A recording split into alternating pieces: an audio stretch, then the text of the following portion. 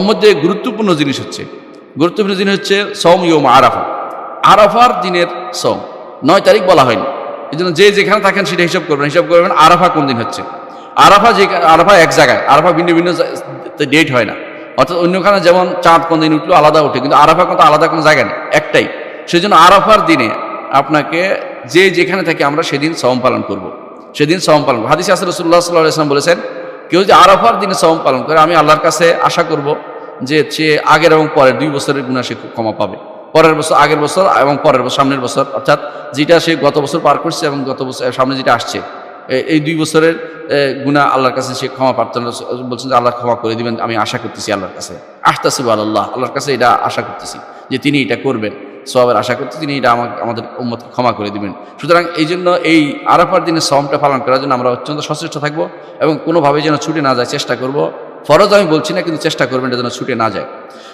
এখন বলতে পারেন যে যারা আমরা সৌদি আরবের আগে চাঁদ দেখি, তারা আরাফার রোজা কীভাবে রাখবো?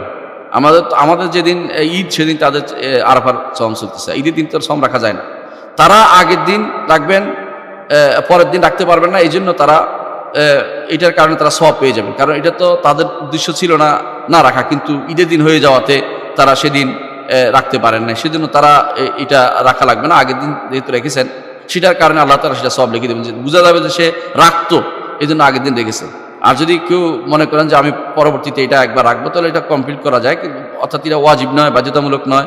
তার জন্য সেটা ফাত্তাকুল্লাহ মাস্তাতাতুম, যতটুকু আল্লাহ তাকওয়া অবলম্বন করে হিসেবে থাকবে, অর্থাৎ তার জন্য সেটা আর বাধ্যবাধকতা নেই। অর্থাৎ তিনি যেহেতু নিয়ত ছিল কিন্তু করতে পারেন না, সেটার জন্য তার কোনো সমস্যা হবে না। আমরা যারা দূর দূরান্তে থাকি, সৌদি আরবের একদিন পরে আমাদের ডেট হয়, আমরা আরাফার দিনের হিসাবে রাখবো, এটা হচ্ছে উত্তম কাজ।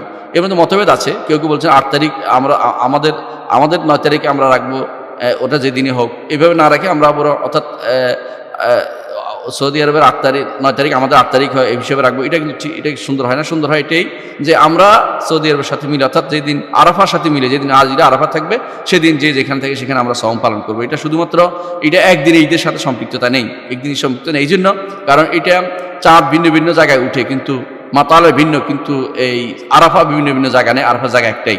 সেটা আমরা অতিরিক্ত প্রশ্নের একটা জবাব দিলাম। আশা করি বিষয়টা বুঝতে পারছেন।